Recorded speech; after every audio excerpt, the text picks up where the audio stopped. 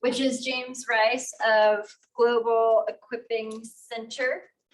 And I have a formal introduction for him. So, yeah, I know, right? So with 19 years of experience as an auditor and chartered accountant, James may not fit the profile of what you might consider a typical business coach. However, his unique blend of outstanding analytical skills and genuine love for the people he's coaching allows him to uncover the essence of nearly any business problem placed before him quicker than many of his peers. Further, having worked for nearly 2 decades in demanding situations with corporate mindsets, James also has the discriminating ability to understand what's happening financially within a business, usually before ever seeing a spreadsheet. I do love spreadsheets. It's that kind of business acumen which fuels his desire to release the full potential in those he's coaching while providing his clients with motivation, encouragement, support, and accountability. Executive coaching now for 10 years, James's greatest successes have been launching many clients out of corporate and into personal businesses, into retirement after stalling for numerous years, or simply progressing into the next season of their lives. James has also served as the GEC project manager for more than 30 events with over 3,000 attendees related to government, nonprofit, education, and business. So let's give it up for James. And just to do it in true 1 Million Cups fashion, his fun fact is that he is a lover of pens. So if you have any special pens, James would love to steal them. It's a fetish. Some of us love pens. I do love a good pen.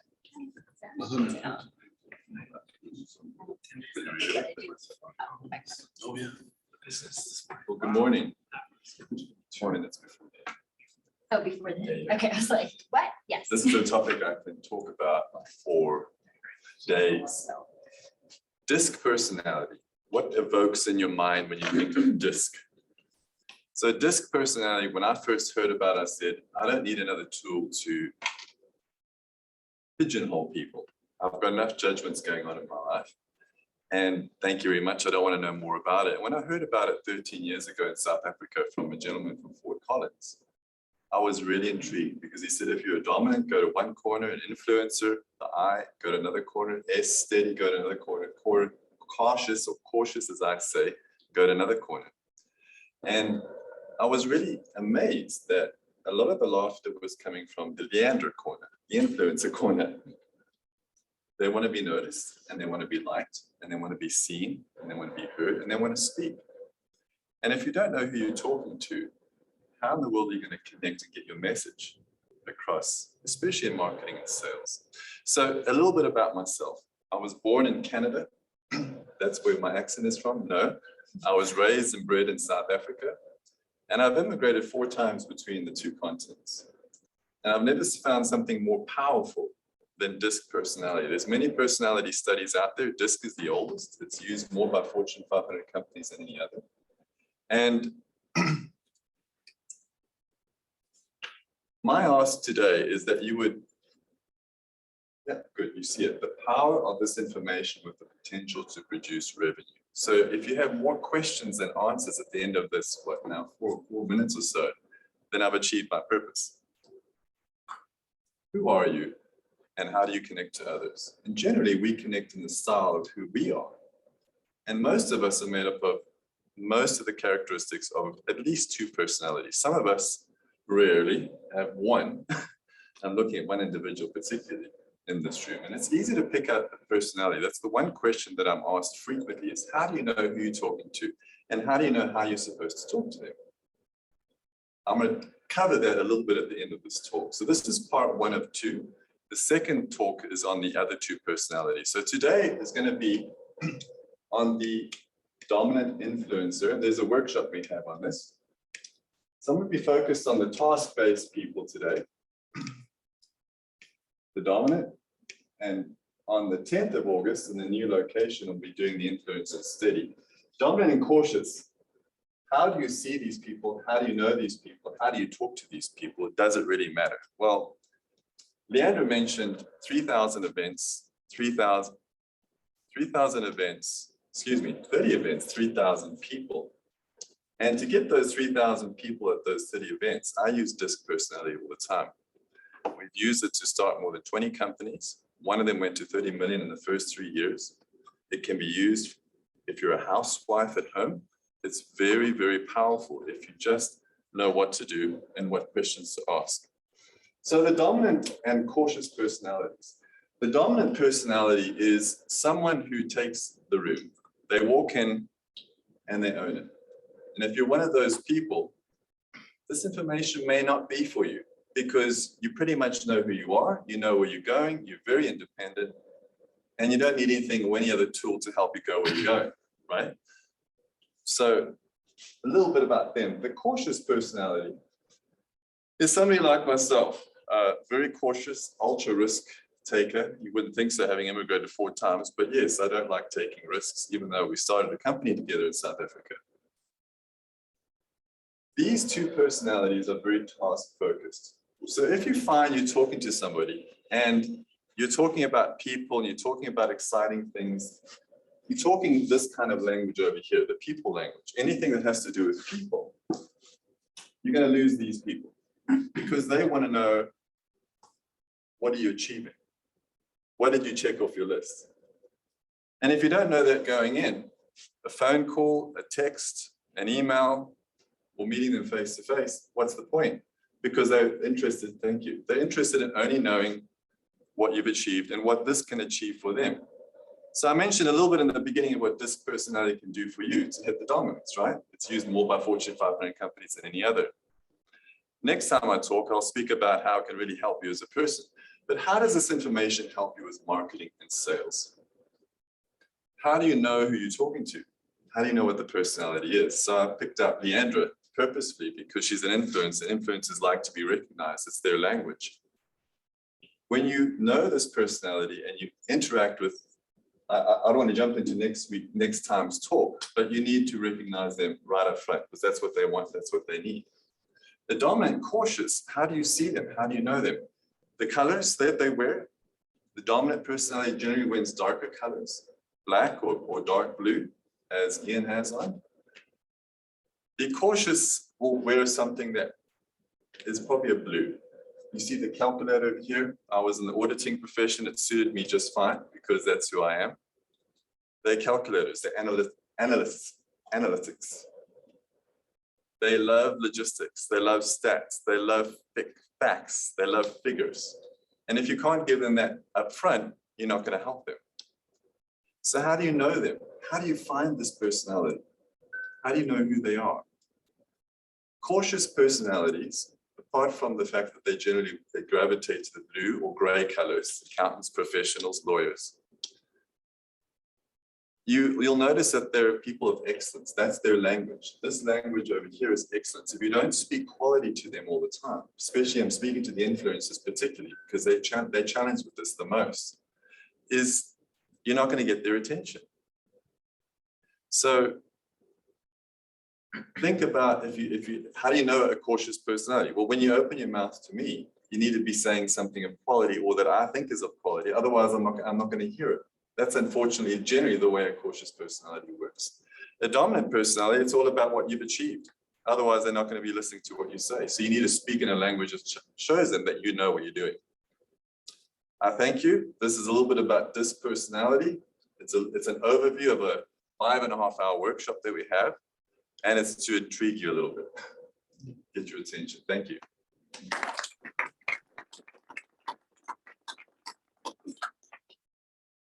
All right, so what was your ask? Ask in the beginning was, is this information going to help you see the potential to produce revenue? All right, anyone want to get us kicked off?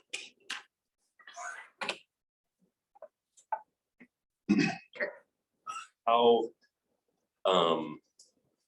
what about people that are kind of balanced? Like, how do they act in one or the other oftentimes, or do they show up as a blend of those different things, for example? So balanced personalities typically are for one of maybe three reasons. One, they're in transition, they're in a crisis, and they're trying to be everything to everybody. And therefore they manifest a little bit of everything.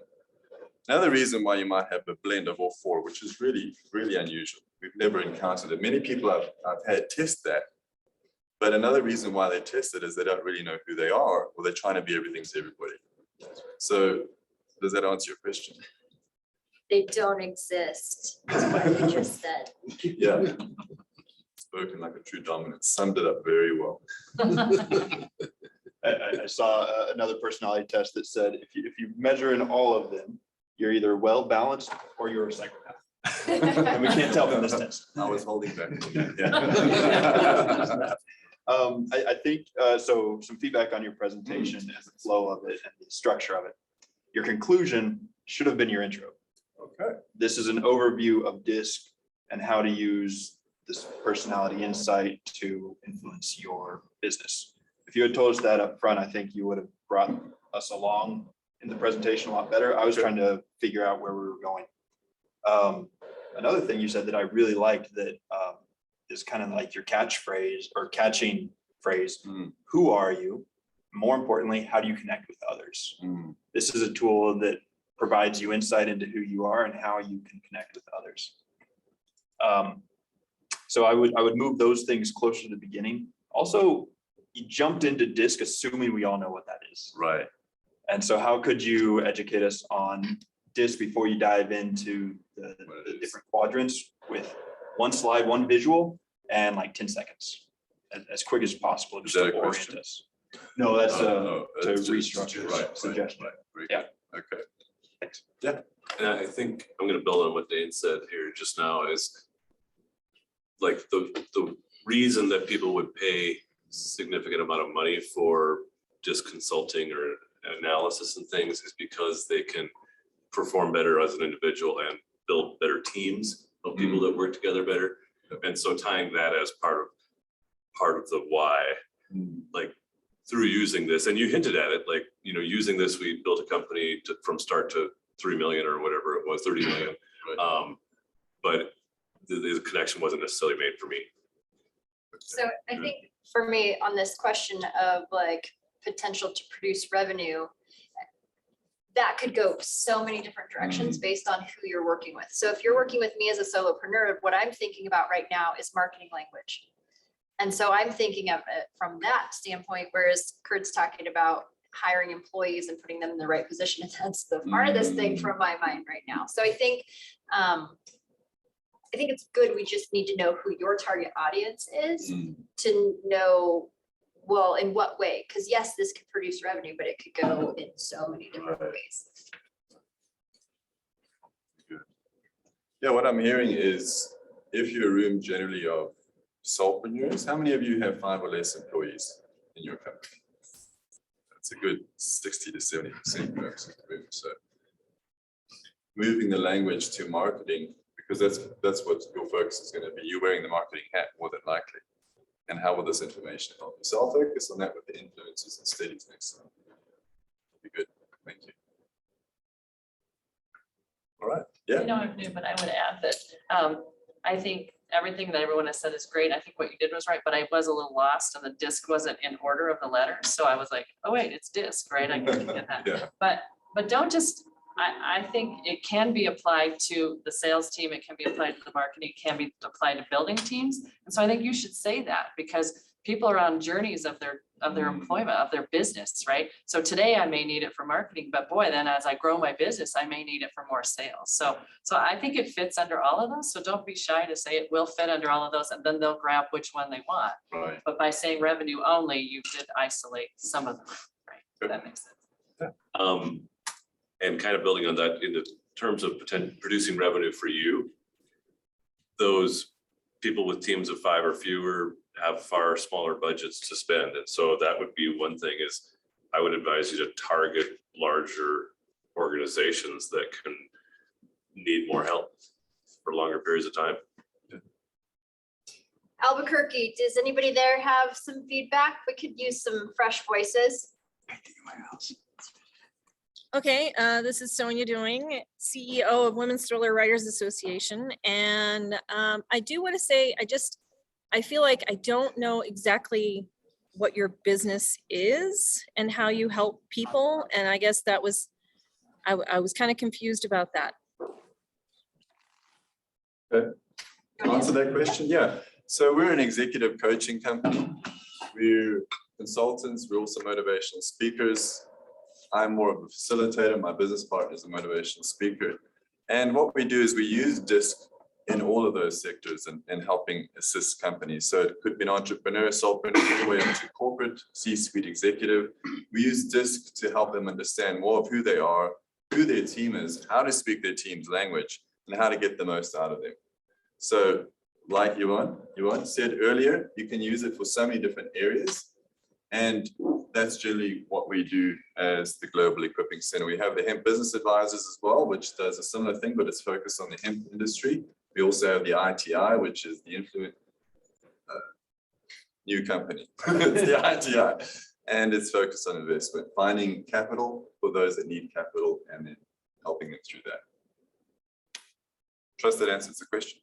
So with that information, the thing in marketing, that I keep hearing is people are on Pain Island.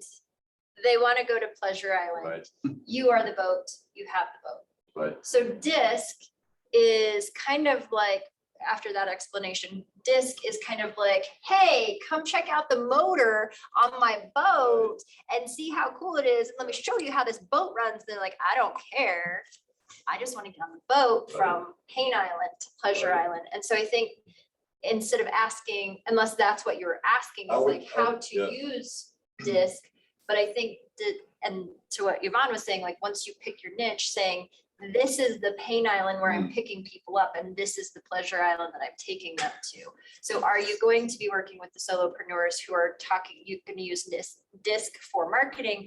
Are you going to be talking to the group who's looking to grow their team, a bigger company that's looking to grow their team? Right. Like who are you focusing on to use this boat? Like which Pain Island are you going to, and which Pleasure Island are you taking? Right. So if you want to limit it to, if you're forcing me to choose one, I use force in the positive sense, it would be for people here that are mainly solopreneurs, entrepreneurs, that need to market more effectively, need to find their target market more effectively. This language can help you do this. One of our clients was in that boat, and within 6 months, he went from 10 to 60% closing of his quoting. He was only closing 10% in the beginning, he closed 60% at the end of 6 months, because every time he was communicating with his clients, he kept communicating in his style, which was a high CS style, cautious, steady style, and he was missing the other half of the world. And even when he was communicating in a cautious, steady style, he still wasn't closing them. So this teaches you the language of what to use. And specifically to help this group with the dominant, cautious personality, you're talking dominant, you're talking results. How is this going to help me achieve a result? And that's what a number of the dominants in this room focus on. How am I going to use this information to make more revenue, to build my team? How's this going to help me to go where I need to go? It's a very dominant question. So what question? Cautious personality, it's all about why. Why do we need to know this? What's this all about? Why? I'm not really interested in so much what I want to achieve, but it's more about what it's about. If you answer that question, then I'll use it. So you need to know what the question is that each person asks. And I guess the tagline I'd like to leave with this, perhaps to close, is in under 10 seconds, you can identify a personality and you can speak their language, regardless of whether you're texting them, emailing them, phoning them, or meeting them face to face, based on a number of characteristics. And most people want to know what that is up front in a 6-minute talk, and you're not going to be able to get that.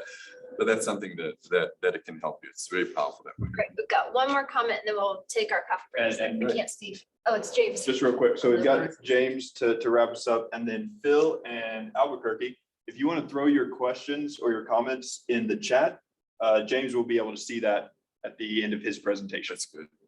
Go ahead, James.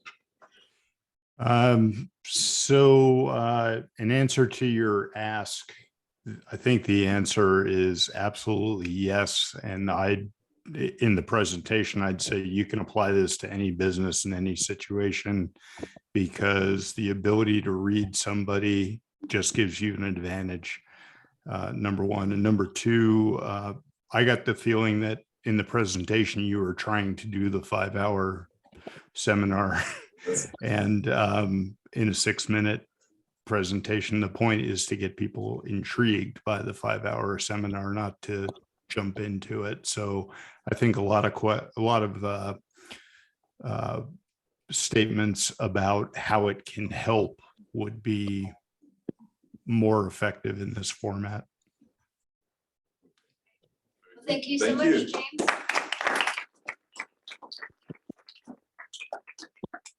And if we have any last minute drop, we'll just call on you to tell us the next piece. Grab your second cup of coffee. We'll get our next presenter set up. I need all the help I can.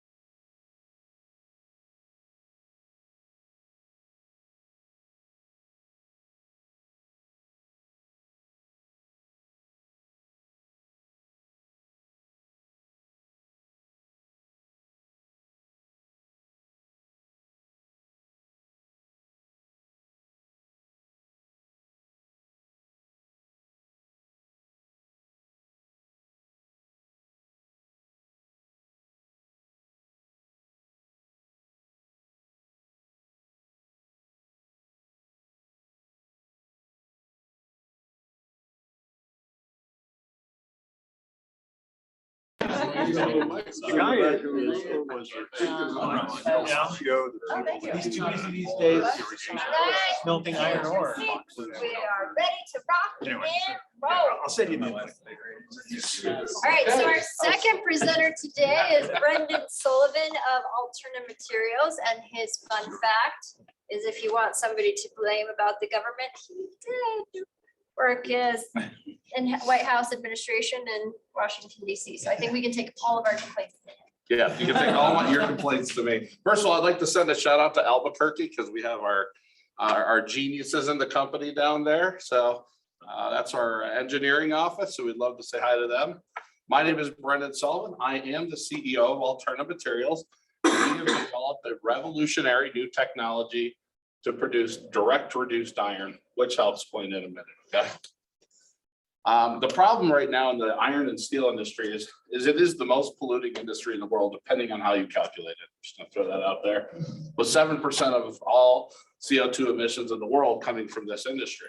We also have, a big pressure on the industry to really move to green, but there's really no economical ways of doing that until now. So what we have here is an industry that's a $1.88 trillion a year industry. It is literally the largest industry.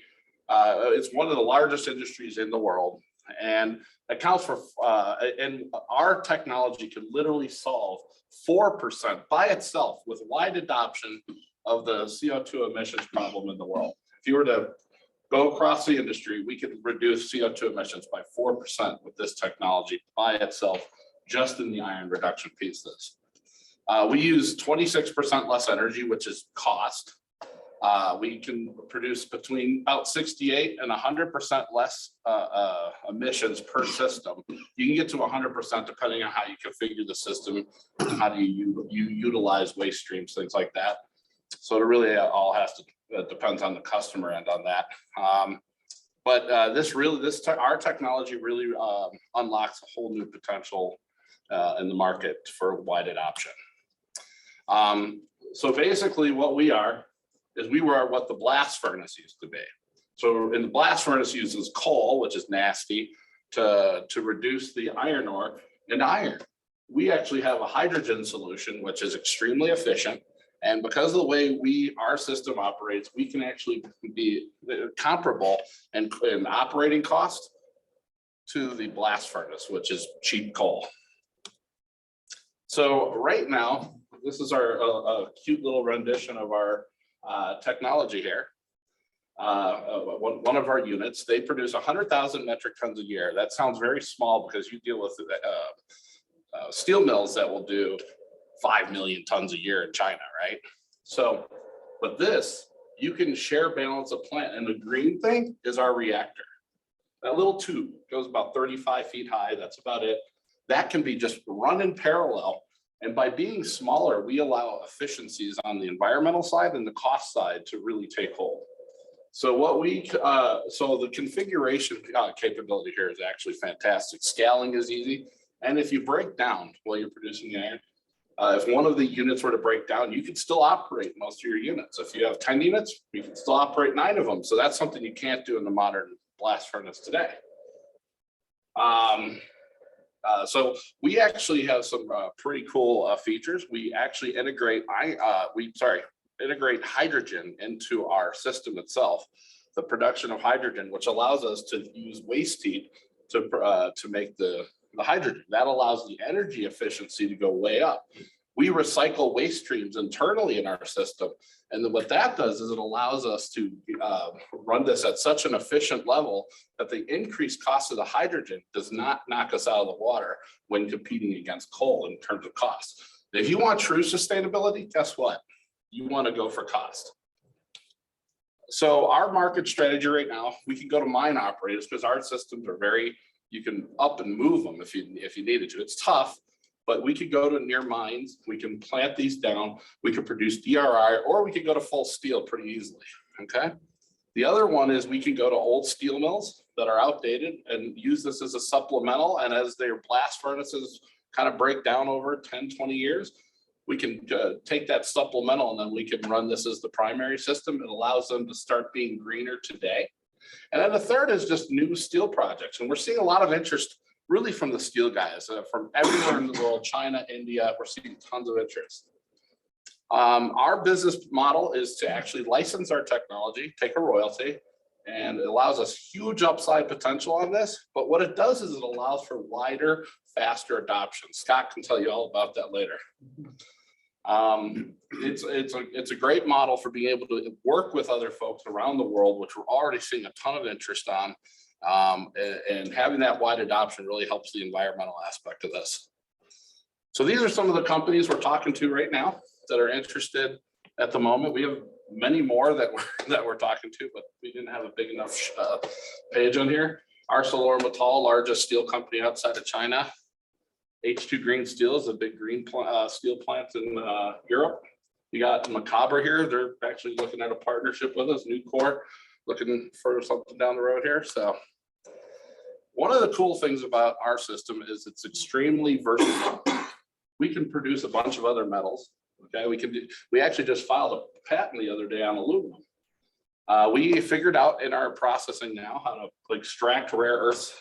We're working on that right now, and create green concrete right off the side from the waste stream. So it's kind of a cool deal. This is our lead genius here, and he is like one of the most creative guys ever and just the greatest guy, so we love him. But he leads our engineering team. These are the people who tell me I'm crazy. Okay, these are advisors, and they're very active. Like a couple of them are going to be sitting on our board and in our management, things like that, but we haven't really updated yet. Then we've got the management team here. Got Michelle over here, Scott Dyer over here. Both become very good friends in the process. But as you can see, very competent team of folks. I don't know why we have. Oh, I'm pushing the wrong way. So I'm just asking for general feedback. So whatever you like to throw at me. Any comments? So great presentation. I just love what you're doing. The rare earth materials in particular, I think is really special because, as you know, a lot of technology is kind of beholden to some of this stuff around the world that doesn't exist in many places. So the fact that you might be able to help out with that. That's our geopolitical play coming from the White House. Oh, there you go. There you go. But it's a big one. I mean, it's huge. The thing that I found interesting is the waste stream that could go into the green concrete. Could you talk a little bit more about that?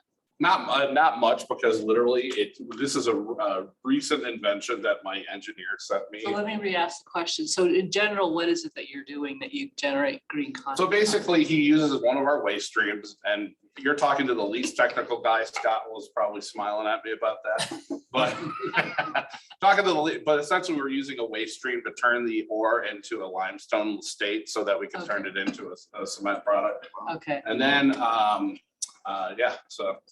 And then one of our waste streams can be used to extract the rare earth metals as well. So we actually can use a gas offtake for that. So I think that's really cool stuff.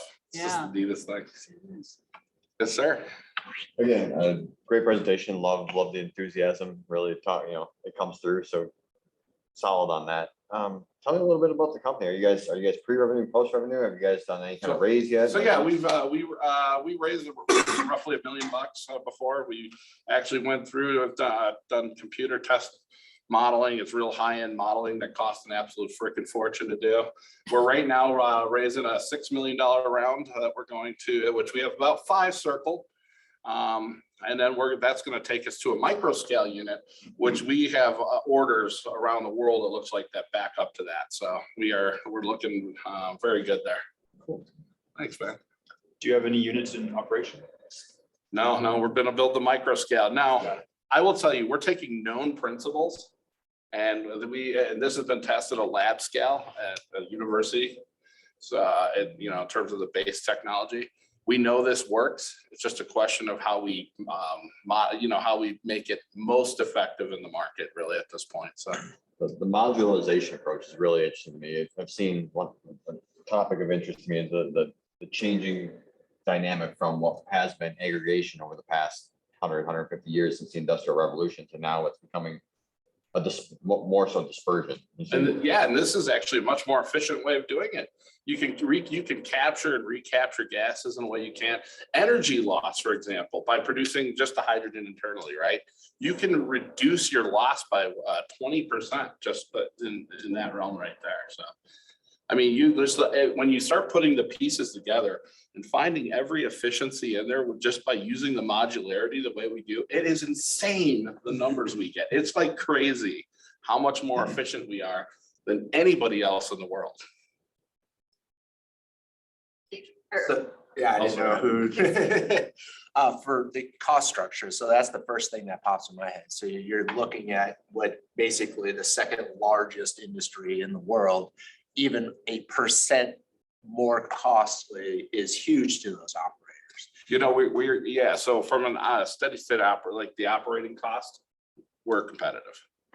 Right on there, or? Yeah, we're competitive. Yeah, we're very, very competitive. As a matter of fact, we'll find out after the micro test, we may beat it a little bit, depending on, and it also depends on what the cost of certain goods are at that time.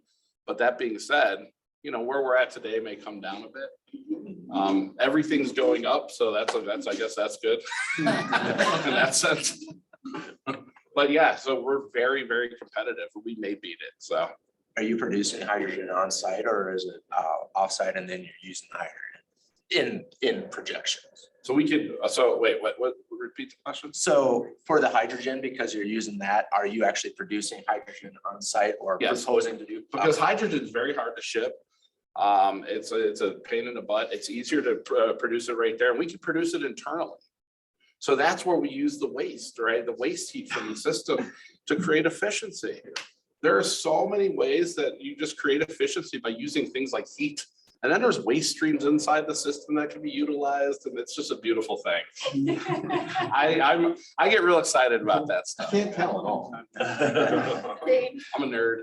Fantastic presentation, and you've got a home run technology, you've got an established team, and I've listened to these presentations as like the purchasing engineer for large corporations, and so you've got exactly what you need going in to these businesses.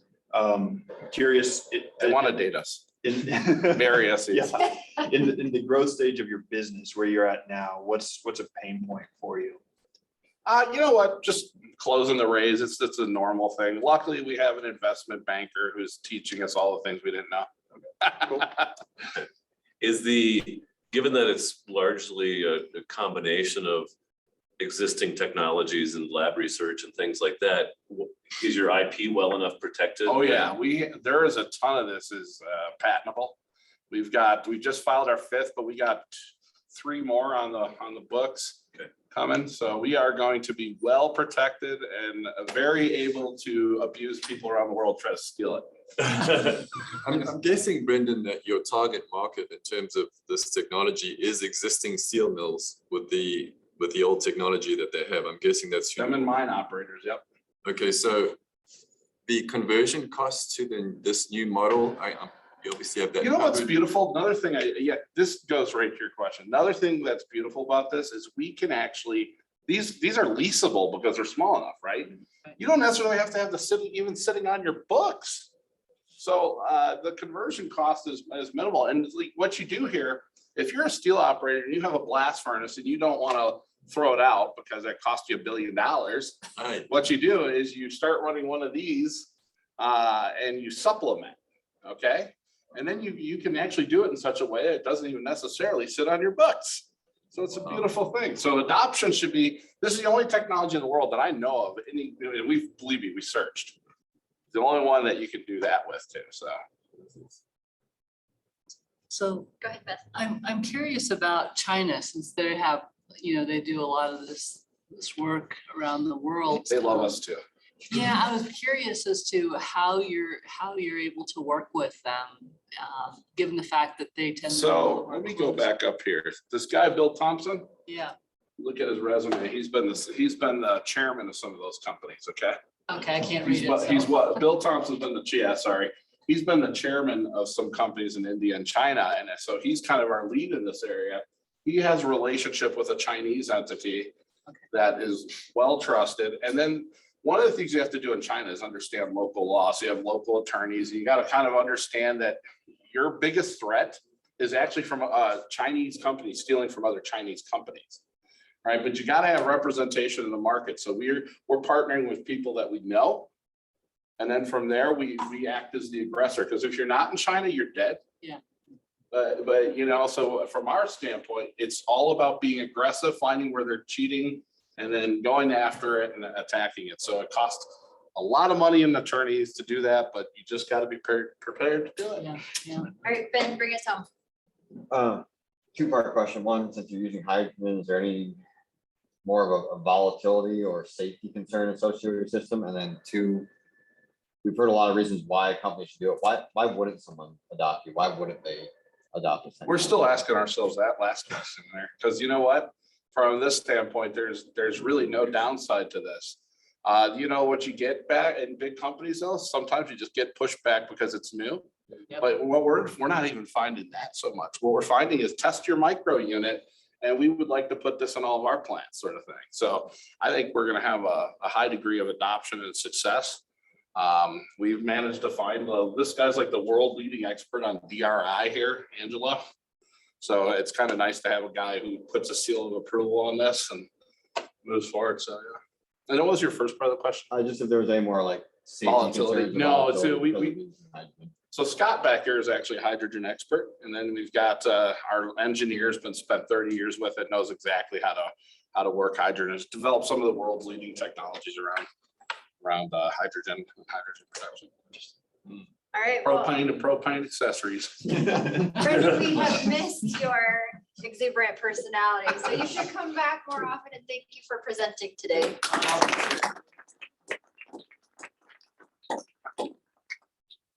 All right, so who has a win help, or who has a resource that we need to know about? Beth. I have a win. Yes. We have our first non-paying customer. Yay. The city- Yes, the city of Windsor is gonna be loading all our stuff up out there, so. Cool. So they're doing it, not us. And the reason it's free is because we want to get people on the system. So we're trying to get stuff loaded up, so. It'll be short. Is this the freemium model? No, eventually there'll be a membership, but we're in the process. We got to get people on using it before it's really gonna be able to provide the value. So that's why we need to be more open and flexible on the front end. So anyway. We have 30 people on the system. So. I'm not one of them. You're not? Shame. All right. But yay for the 30 people who have done it. All right, who else has a win, needs help, or has a resource that we need to know about? Kurt. I'll declare a win. I did a podcast with Ginger from Ginger and Baker. And she's a highly accomplished CEO of a medical products company that she grew and took public. She's a Harvard MBA from Northwest Arkansas, rural farm background. And I think it's one of my favorites so far. So that's the most recent, I think episode 73. And so check that out if you want to have an inspiring story from a lady that people think of as the pie lady, but she's a lot deeper and more than that. Cool. Yeah, you Thank just, I had my first inbound lead and sale in the past week. They just searched management coach for engineer on LinkedIn, gave me a call, 15-minute meeting, and signed them up for coaching. So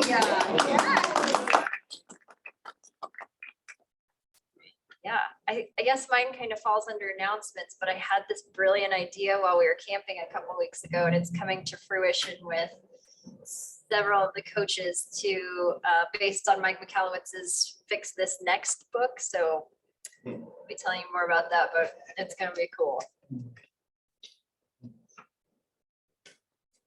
Anybody else need help? Just Chris. technology. I got a resource that I'll throw out. You know that I'm, most of you know, I'm partner in Color Pocket and Drink Defender. We have offices over at Drake and Shields.